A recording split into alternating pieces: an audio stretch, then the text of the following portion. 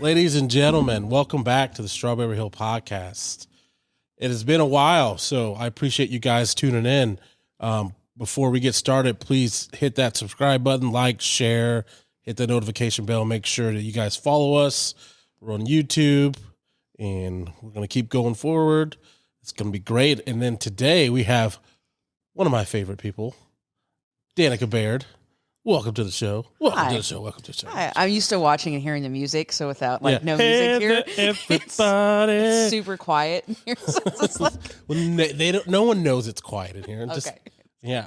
So how have you been? I'm doing pretty good, hanging in there. Yeah. Trying to figure out life still, but I think everybody is. I think everyone is trying to figure out life. And so, what are you doing now in life? Actually, wait. Before we get started, first, the people that don't know you, tell people who Danica Baird is. Oh, geez. Well, I like my Casa Cuevas cigars. Casa Cuevas. Being repped by Danica Baird. Yes. Well, I grew up here in Wyandotte County. Graduated from Turner. No bad comments on that. Not the whole slow learner from Turner. No. Right, we can't say that anymore. Can't say that. All right. I mean, come on, you right. gotta be nice. All right. Well, you guys got to come up with something new that just rhymes too well. It does. Like excelling learner from Turner. I sounded slow while I said that. So sorry. Keep going. So grew up in Wyandotte County. Did college thing. Got my bachelor's degree in psychology. Then started working for 2010. Started working for the sheriff's office. Met you. Oh, that was your worst mistake. Oh, I know. Well, then I became your boss. Yeah, I know. Isn't it weird? So weird. And now you're my boss. Well, in a way, I'm your boss one day every 2 weeks. Every 2 weeks. Then I'm not here. That's all right. And then I retired, and now I'm just doing cigar stuff and trying to figure stuff out, and trying to get more mentally healthy, and aren't we all? Yeah. So I do have to say, a lot of people don't know this, but some people that do know me, like, you were a big reason in my life to get me mentally healthy. So when I was at the sheriff's office, I dealt with a lot of stuff. If people don't know, I medically retired from the sheriff's office in 2021. 22. I don't remember. And Danica kind of helped me along with that journey, and I do appreciate that. I really do, because I don't think I would be here today if it wasn't for you. Like, you're the one that kind of helped me get, into the right path, get to the right things. Like, you helped me get to WCPR and stuff like that. So I really do appreciate it. I want to kind of take a break and kind of tell you that before we keep going. Yeah, I know. Man, enough sweet stuff. Aw. And in case anybody didn't know, it is Mike's birthday today. I bet this won't air until Friday. So if you tell me happy birthday on Friday, I know that you don't really know my birthday. So anyway, I appreciate it. Well, I had a Google Calendar alert, so I would have forgot. Google Calendar. I had a Google Calendar alert myself too. I didn't realize it was my birthday today. Yeah. Shows you how busy I've been. Yeah. Always so busy. So you worked at the sheriff's office. What did you do at the sheriff's office? Everything and anything. Mm-hmm. I started the peer support team, worked as a negotiator for the CNT team, ran the training for our booking, releasing, and intake area, wrote all the trainings for all that stuff, trained new recruits for almost my entire career there. Was a JTO, worked in offender registration, worked on the streets, worked in court transport. I think you did everything. Almost. Yeah. Almost, yeah. What are you missing there? Detective and... but you did that yourself, kind of. Yeah, offender registration. Yeah. And then offender registration, so yeah. So how long were you a sergeant for? 3 years before I retired. Good for you. Yeah. And so you medically retired? Yes, I medically retired. Okay. Yeah, I was. So what was the big catalyst for you to medically retire? We're doing tough questions. Tough questions. Right into it. it was a kind of a compound thing. I really started to recognize a lot of that, I don't know, like unhappy darkness, like that cloud that just kind of carried around all the time. And I mostly saw it not just in myself, but within other people. And I think there was a little bit of fear in about becoming like people that I didn't admire. What I saw, people in the sheriff's office who had been there either too long or had allowed the job to change them, where they were negative and just unhappy, and you could tell it followed them home all the time. And I really wanted to get to a place where I could live life and enjoy life. And that was a big scary jump, getting out of the sheriff's office, because it was really like I grew up there. I started at 22, I think. I just hit my 22nd birthday. I started at 21. Yeah. It's like all you know. Yeah, and then, I was so in love with all the people I worked with, all my deputies, and it was a big comfort zone, and you get comfortable in a place like that, and even though you're in chaos, like, you start to become addicted to that chaos. One of the people I talked to when I left, that I still talk to, he's in the military, and told me when he got out, it took him like 7 years not to crave like that chaos and really kind of find like a plateau, where I tell people a lot that like I'm an adrenaline junkie. And so like that job was like my drug. And, you constantly are seeking that thrill, and like it could be dangerous at times. Yeah. And like I had to get away, and now like my adrenaline junkie to now owning a business. Like this kind of replaces that, which is good, because it would have taken me a long time to figure out something to replace that with, and I probably would have replaced it with something negative. Yeah. And like that's very true, like you said. Like it's not like you crave it, but it's just like you get so used to it, and it's like you don't feel normal if you're just like you're just hanging out in a regular job, and you're like, when's the action going to happen? Yeah. But then like your brain's like, I don't want that though. But you're like, but I do need it. And you realize how unnormal you are around other people. Like I kind of have like a semi-office job right now, and I realize like how unnormal I am. Like, what they see as like catastrophic, or what they see as like a big deal. I'm like, really? Like, come on. Yeah. Like, it's not a big deal until like some guy tries to like kill you. Yeah. No, it's not a big deal to you. People are like, I can't believe I got a flat tire. And like, this like, oh yeah, did someone almost stab you today? Yeah. Is that what's going to happen next? Someone trying to bite your finger off? Oh no. Yeah. Speaking of, yes.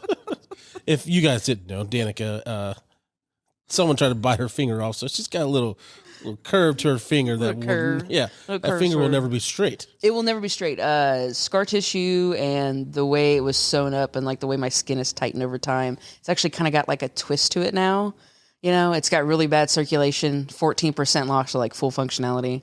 So I got really bad circulation. So when it's cold outside, it aches, and I lose. Like an old lady. You have old lady fingers. I got one old lady finger. One old lady finger. The rest of them are still good. When it gets cold, this finger just kind of acts up on me. Had my jaw was all messed up. Had my jaw dislocated. Yeah. Speaking of the finger thing, I remember when you came to the hospital when I was waiting to get checked out, and you were taking pictures. You were just like, the look on your face was so. Well, yeah, I was also high as a kite. You were very high as a kite, and I was like trying to talk to you, like asking you what happened, and you're just like, what? I was like, okay, well, I think I need to come back on this I was like, my finger. When we also had to deal with, there was a guy next to us who was like, I don't know if he was looking for drugs or drug-seeking behavior, but they were trying to put an IV in him, and they ended up having to put it in his neck. And they're just sitting there like telling him, like, don't move or you're going to rip out this needle. And I'm just looking at the guy who was with me at the hospital. I was just looking at him. I was just like, let's not get involved in this. Like, my finger's kind of dangling off. Like, let's just sit here. But funny story about that is I had to go, and we were in the jail when it happened. So we had to leave. and I had to go get my duty weapon and everything. So I'm in the locker room, like by myself, trying to like load my weapon and like put my duty belt on and everything. Ooh, yeah. Maybe they shouldn't have let you do that by yourself. Yeah. My whole hand at the time was like completely numb. It's bleeding and like, go get your gun. Yeah. And they're like, go get your gun. And I had like my hair all ripped out. So my hair is all dangling down, a huge bald spot. And I remember the guy who took me, he's kind of knocked on the door. He's like, are you ready? And I'm like, yeah, I'm ready. Went up, got in the car. And when a lot of us in the jail weren't certified at the time, I was, but he wasn't. So like, he didn't really know like run lights and sirens or anything like that. Cause so we get in the car and I look at him and we're driving down the parking garage and I was like, hey man, like my hand, like it's really hurting really bad now. And like, I can't feel anything. Like, and my hand was shaking. He gets on the road, and I'm not saying his name because I don't want to get in trouble. Yeah, this man probably still works there. This man gets from 7th and Ann to KU Hospital in like 7 minutes. It's in the dead of night, so obviously there's no traffic. And he gets there and calls the captain. It's like, hey, like I just got her here. We're here. And I hear the captain be like, what do you mean you just got there 7 minutes ago? Like, how fast are you going? He's like, I got to go. We got to check her in bag. Yeah. Oh, don't worry about that. Goodbye. So speaking of all your injuries and all this other kind of stuff, like, why is your mental health so important in that line of work? So with, I've always been fascinated by like the human mind and human behavior. That's why I got my degree in psychology. I loved it ever since I took a college course in high school about psychology, like the advanced classes, and I just fell in love with it. But you have to realize that we are only here for such a short amount of time, and what we deal with, develops us and grows us as a person, and who we surround ourselves with, nature and nurture and all that stuff. It's important that we enjoy the time we have here. And if we're constantly putting ourselves in negative environments and doing negative things, or, things that aren't benefiting our, that body, mind, and soul, we're really doing a disservice to ourselves and to those who care about us. It was a hard decision to make, to leave the sheriff's office, because I really didn't want to disappoint a lot of the people I looked up to. I didn't want to disappoint like you or, Ballard or didn't disappoint me. I did the same thing. Cortez, or, my brother, was like my brother's still at the sheriff's office. It was a really hard decision. And I think mental health comes into play when you really want to find like that happiness in life, and you really want to find like what your purpose is, because one of the hardest things to do is live without purpose, live without that drive. And leaving when I did and how I did, I went out on top. And so I'm really trying to find that, purpose again. But, to kind of come back and truly answer the question, I think mental health comes to the point where you want that happiness, you want that fulfillment in life. And I think that's more important than any job and, any amount of money. Money's nice, but you can't take it to the grave with you. You can't take those, but what you can take is experiences and, all that other stuff in between that, you only get when you find that happiness. Yeah. And I think another thing about like mental health and law enforcement and, fire, public safety, everything, because, we always forget like dispatchers and stuff like that. Yeah. But like mental health is so key, just because it's like, it's kind of like all you have. And like, that's the kind of the silent killer, like people like don't like to think about or talk about. And in that line of work, it's like you see the worst every day. And it's like your brain's not used to that. And, a normal job, you're not seeing that all that emotional trauma and, mental trauma every day. Yeah. And it might not be every day, but it could be every week. It could be every other day. I mean, you never know, but you're seeing it more often than normal people do. Yeah. And it takes a toll on you. And I tell people, it's like, if you want to have a long, healthy career in public safety, you got to go see help. Yeah. Like that is number one thing. Got to go see help. You got to communicate. You got to talk to people about your problems, because you keep that stuff in, it's going to literally like slowly kill you. And I know that was one of my problems. And that's one of the reasons why I had to leave, is because like I sought help too late. Like I was that Same. person, just like you. I was that person that was always trying to take care of other people before I took care of myself. And I know like me and you battled that all the time. I'm like, hey, you go seek help. You're like, no, you go seek help. Yeah. And it's like, well, you do. And it's funny because we have the same therapist. So, yeah. So there's a couple of times we've crossed paths, like over the door, we're and be the like, same, like in the office. Do like, we hey, acknowledge each other? Or do we not acknowledge each other? Which is pretty funny. But I think that's really key is like seeing somebody. I mean, that's not the only thing that helps, but I think that's a big component to helping people have a long career if people want to do that. Because law enforcement, fire, dispatch, all public safety stuff, it's not an easy job at all. No, it's not. I mean, you take on the weight of the world sometimes. I know, especially as a supervisor, like you have to. One of the hardest things as a supervisor is like sending in your people to like even a use of force. Like a planned use of force. Because you've been that person on the front line going in first or with the shield or whatnot, and the risk you're doing it, and the last thing you want to do is put people at risk, and you do like, textbook use of force like over and over again, and nothing bad happens, and then you start to get that complacency, and then the bad thing happens. I remember the first time being a supervisor and one of my deputies got hurt, and it wasn't like a bad injury, like he got scratched in the hand. And like that weighed on me for a long time. Like it bothered me because like, you're like, man, I want to get in there. Like I want to help them. And that was a hard transition, like to do, is not to get involved as a supervisor. And to really kind of do that. But what I did do is really push, my guys to go seek help, because it took me a minute to kind of realize that if I probably went and sought help, on a consistent basis after my very first injury, because I had a really like bad luck, like literally one after another. It was either mental health trauma or like physical trauma, just one after another. If I went and sought help the first time, I probably would be in a way better position. I mean, I might I'd still even be there, but I waited too long, and by the time it made me realize, I was in such a bad place that it was just like, I gotta get out of here. I gotta change. I'm gonna hit back on that, what you said too, because I think if I sought help before, like I'd still be there, like because I didn't want to leave. No, like a lot of people don't understand. Like I did not want to leave law enforcement. Like I loved doing that. I loved the fact that I could help people, and I love what I did. But just like mentally, it was not good for me, and it was just I waited too long. Yeah. So I tell people, go seek help right away. Yeah. Like.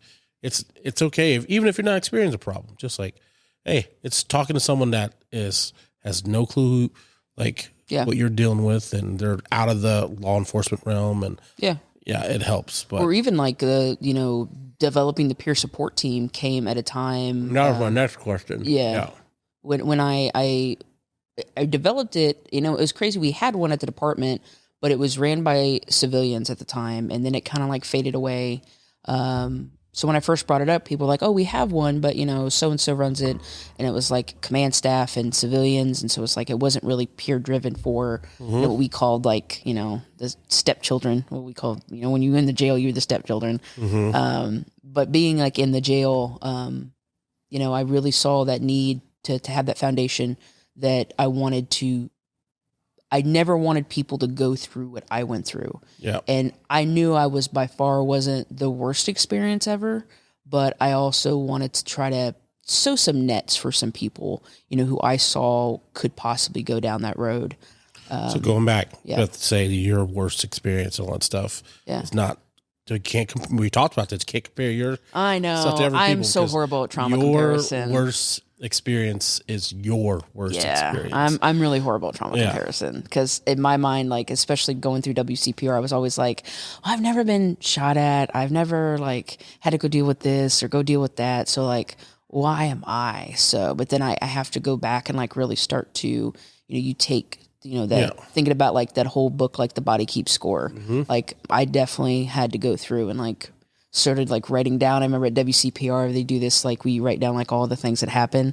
A couple people, had like one or two things, but they were like major things. And like I filled up like half a page, stuff. And I was like, oh, maybe I should be here. I should be here. Going back to peer support team. So you started it. Why was there such a need for it, do you believe?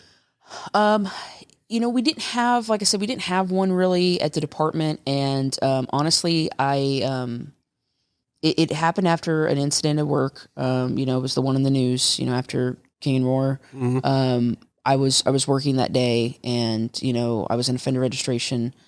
And, obviously by the time I got even down there, everything was over with. But it was the aftermath of it, and seeing people who I, thought were like hard as rocks, and like had no issues, like just sobbing in the corner, having, just the look on people's faces. Mm-hmm. And then listening to the debriefings of how it, it was, it really kind of struck a chord with me that, you would ask people, hey, you doing okay? Yeah, I'm fine. And it's like, it's okay not to be fine. Mm-hmm. And start really asking those questions, to people and kind of get down to the nitty gritty of it. And I think that just people, I think, fought against it at first, but once it started, it kind of took off like wildfire.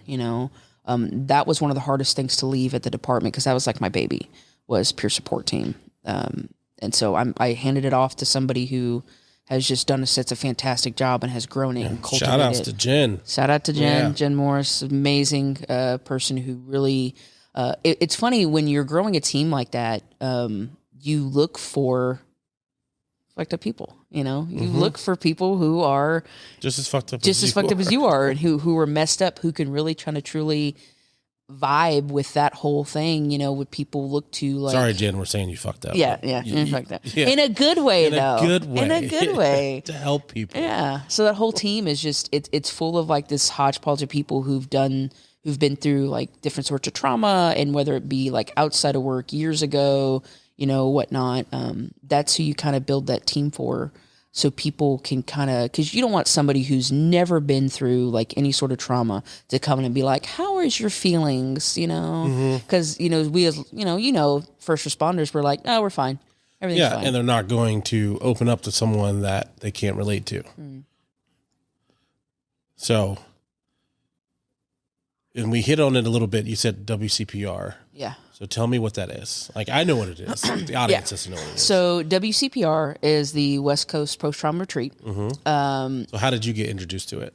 I got introduced it through, shout out to Sarah Toms, really good friend of mine. We met, she was civilian at the Sheriff's Department, and we met when I came back to the jail and started running the intake stuff. Mm-hmm. She was put in charge to kind of headline that program. And we got introduced and started talking about, like, she kind of became a really big confidant of mine, because, her husband was in law enforcement, and she understood kind of the nuances of it, being a civilian in the department she was in. She understood, like, and kind of saw a lot of what we went through.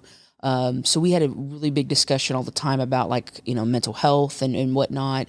And then I kind of started telling her what I wanted to do with peer support. And, she was like, you should probably maybe go, like, think about seeing someone yourself. I was like, nah, I'm fine. Typical answer. And we started looking at programs, and she found one. And again, I give her all the credit. She went and did commissioners meetings and all that stuff, and really headwayed and got WCPR to be approved by our insurance.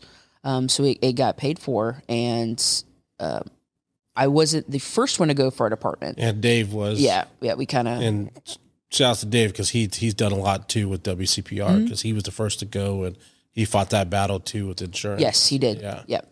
And then so I went to the one in Indianapolis, and it just, like, it's led by peers. It's a 5-day. I say inpatient, but it's not really inpatient. But you can't leave. You can't leave, and you can't go anywhere by yourself.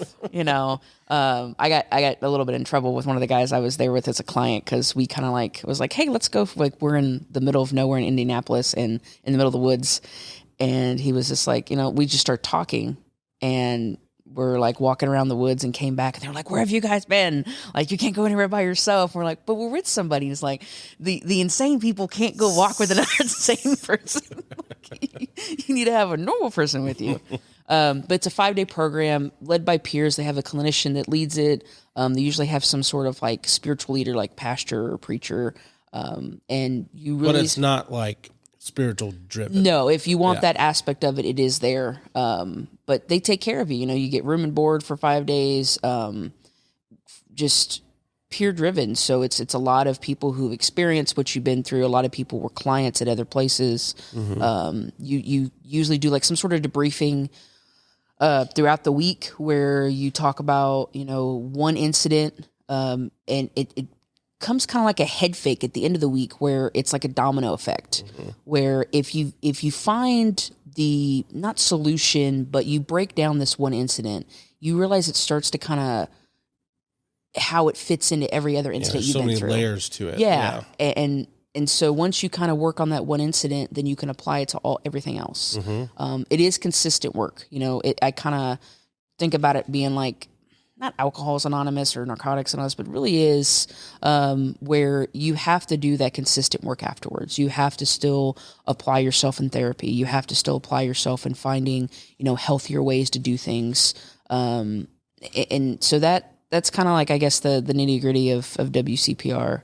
You know, you get your little chip at the end, and you get your JFU. Yeah, just fucked up. Hey, that's like a badge of honor once you get it. Yeah, my badge of honor was not just that button, but the pastor there gave words to describe every person, like in our client, you know, group, and so mine was grit. And I went and ended up getting that tattooed on myself, kind of like as that reminder of that, you know, that grittiness, that you've been through a lot, been in the dirt, but like, you still keep trying, you still keep going. Yeah, as soon as I finish my sleeve, I'm going to have JFU somewhere on here. Like a big yellow button. Yeah, it works, right? It does. It does. You know, we both still carry our buttons around with us, still carry my coins. We're both still involved in it too. Yeah, so. yeah. I know I go out and help out. I know you have too before, and it's definitely a good program for first responders. If you're out there listening, look into WCPR, and I mean, I'm telling you, if you're dealing with any kind of problem, that could save your life. It's phenomenal. Good program. or meeting, like you don't. And we're going to start having them here too. JFU meetings. I'm so excited for those. Yeah. I got back into going to the online ones, and I figured if I just kind of force myself to sit there and kind of get back in the groove of it. You know, it kind of goes back to like that AA and NA thing, like just being around people who have been through what you've been through. You know, I don't have to let that aspect go. You know, one of the things about like leaving the sheriff's office is what I was afraid of is that I would end up changing, you know, and I didn't not like who I was, but obviously there's certain aspects you want to change, but you will want to grow in different ways. So I found myself like worried that I would come out of this like just a different person, but you know, I still got that, you know, still got it. You definitely still got it. If I need it, I still got it. Yeah.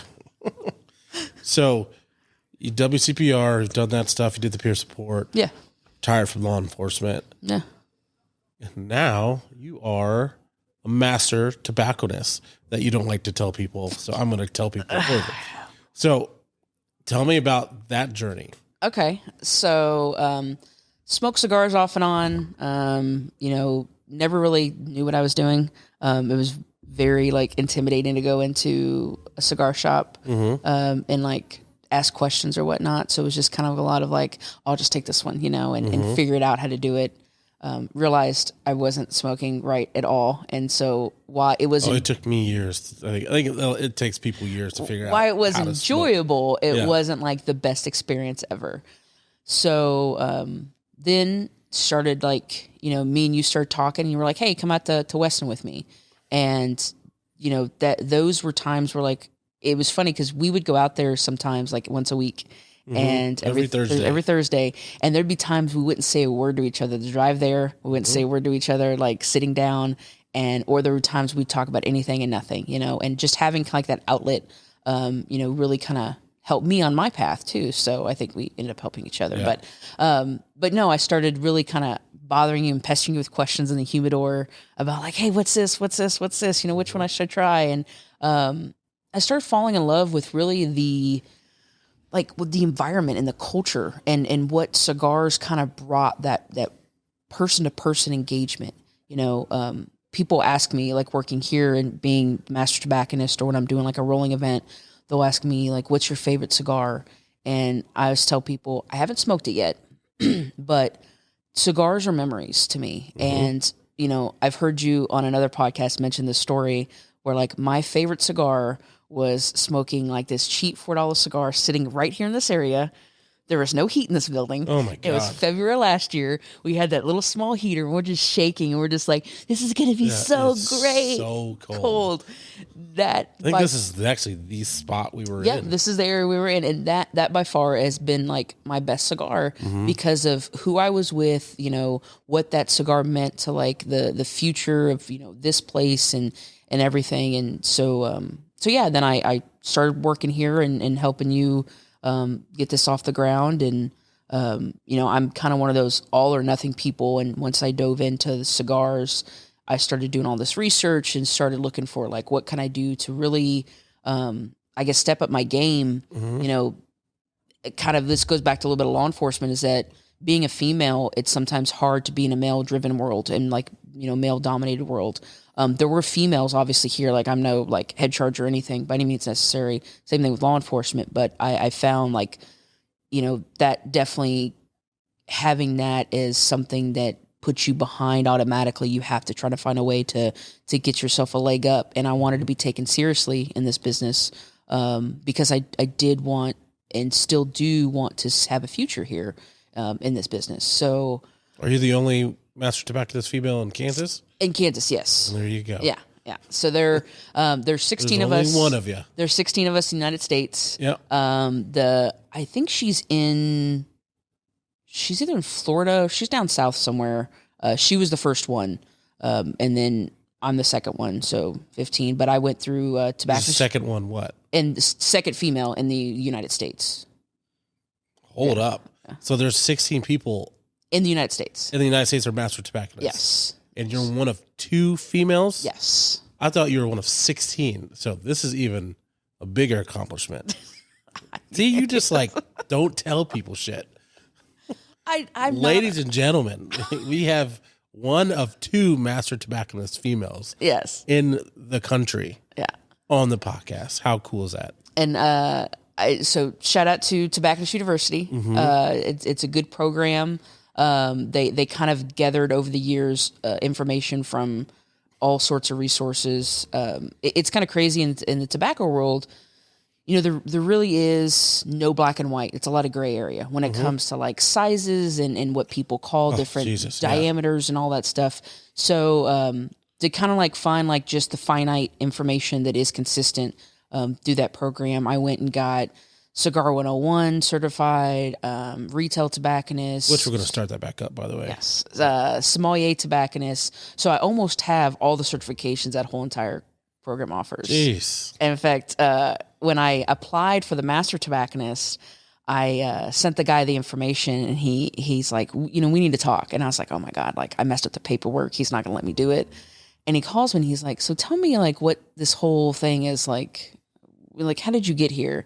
And so I kind of told him my story and he was like, you know, I have people like who want to become master tobacconists for like 30 years and you've accomplished in like 6 months what people try like 30 years to do. And I was just like, oh, well. You're like, did I do it right? Did I do it right? And he's like, you did it right. So like, and then you had to write a scholar paper and, you know, so that kind of got me kind of almost where I am now.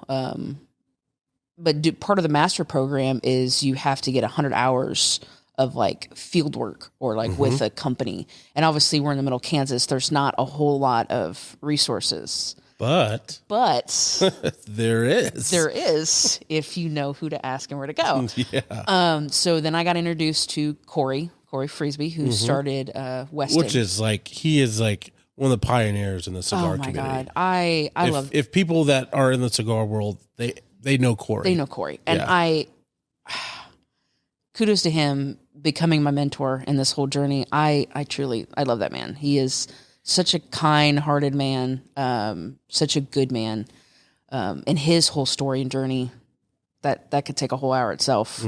But he kind of took me under his wing and I started working out in the field with him out in Dearborn, Missouri, where we growing tobacco. So I would spend Is the only place in Missouri growing tobacco? There's a couple other places I found out. There are a couple other guys. Matters, I guess. One of the ones that matters. Yeah. So I would go out there like once a week, because I was still like working full time at one gig. I was working here, and so I would go out there on Saturdays and Sundays, for 6, 7, 8 hours and do everything from growing to tending, and going out there a couple times when he didn't have a lot of work, but I helped him take apart a tractor one time, and it would go out there and like just to kind of talk to somebody who he's such a worldly guy and has such like loves everybody. Compassionate knowledge is what I call him. It's such compassionate knowledge of everything he's been through and how he sees life and his faith and all that stuff. It was so nice to go there and talk to him and just kind of, be present. It was just really important. But yeah, and so we grew tobacco and hung it up in the barns. And like 3 weeks ago, I think we finished taking it down from the barns and stripping it. And 3 weeks ago? About 3 weeks ago. So it was still cold. Yeah, because you got to let it sit up in the barns for so long before you pull it down.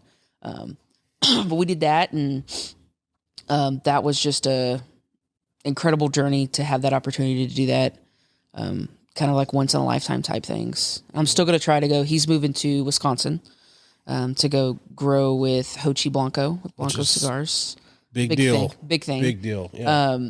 I still don't know how the heck he's going to grow tobacco in Wisconsin, but Hey, if he did it in Dearborn, Missouri, he'll find a way. But I'm going to go up there and help him in his next crop. So I'm super excited to go up there and see him and hang out. That's awesome. Yeah. Yeah, he was supposed to be down here today, but with the weather and everything and him moving, he kind of got caught up, but have him on again. So you were growing tobacco with Corey. Mm-hmm. You got your master tobacconist. Yep. So what's next? Well, Corey got me involved with being a cigar broker. Mm-hmm. So I broker for 4 companies right now. Shout them out. I have Casa Cuevas, which we're smoking right now. Casa Cuevas.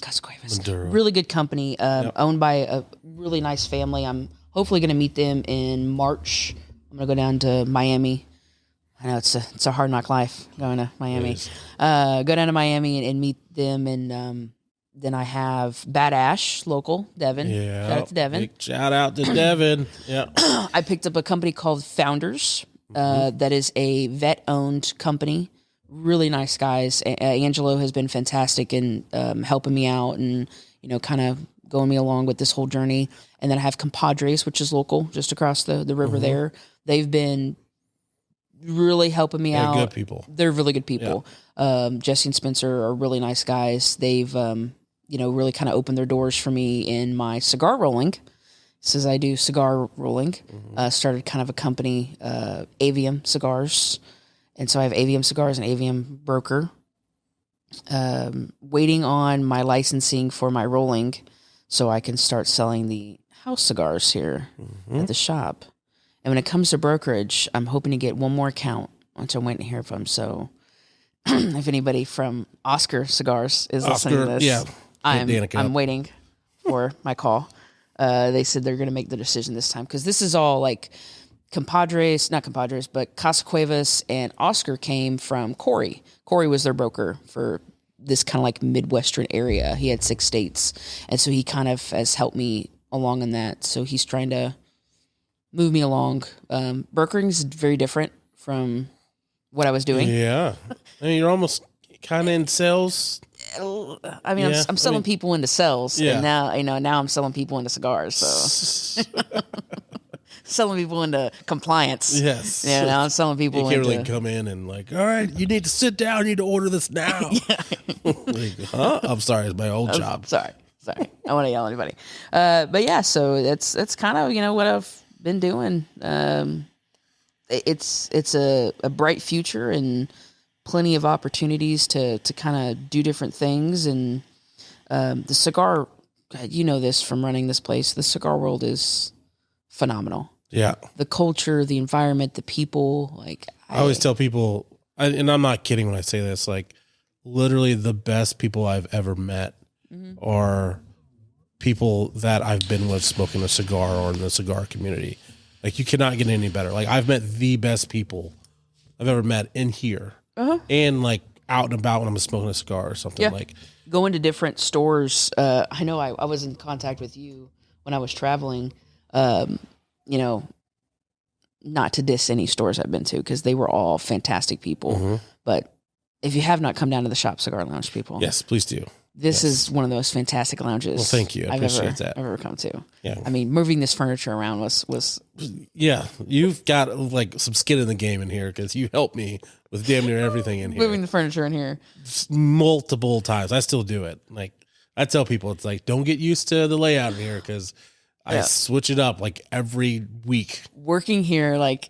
Is not as often as I want to, but you know, kind of as I do, coming in here and like I always look for like what's different. But I also know that like you and Dave have this like old married couple thing where Dave comes in and he moves little things on purpose to mess with you. Yeah, and he's like, I didn't think you would notice. Yeah, and I notice everything, and it's so just fun. Irks me. Listening to them two yell at each other and be like, damn it, Dave, stop moving shit. And he's just like, I didn't think you would notice. I didn't think you'd notice. So, before we wrap this up, I guess, what's your like 5-year, 10-year goal? 5 years. It's a two-parter. So it's that's your first part. Okay. Yeah. So... Is the 10-year like the second part? Nope. No. No. Crap. I'm gonna hit you. I'm gonna throw the next question out. All right. So 5-10-year plan is really kind of getting this cigar rolling business up off the ground. I've done some events. Really kind of love where my mindset's at. You know, doing the rolling stuff. So really kind of get engaged with all that and see where that kind of takes me. You know, obviously working here and kind of just coattailing along with your journey. And really just kind of keep just finding what my happiness is, you know, finding what my new foundation is and, you know, still got time to figure all that stuff out. So, yeah, you got plenty of time. Yeah. I guess the last question would be if you could kind of go back and tell yourself, give yourself some advice, let's say 5-10 years ago. Yeah. Like, what would you say? Because me and you have been through a long journey in life, especially you. Like, you are in a better place now. So what would you tell that Danica years back that was struggling? What would you tell that person? You know, I'd probably keep it super simple because as much as all the crap I've been through, I wouldn't change anything. No, yeah. You know, I wouldn't change anything. So it would probably be something just like you're going to be fine. Like you're going to be fine. Like just it's going to be okay, you know? And I think in intrinsically telling people that like, you're going to be okay, can mean a lot to people, you know? Cause we always tell people, you know, hang in there and all that stuff. And those little cat. Yeah. Hang in there. And that means a lot to people, you know? Just telling people you're going to be okay. So yeah, I would tell myself you're going to be okay. You'll find a way to figure all this out. Okay.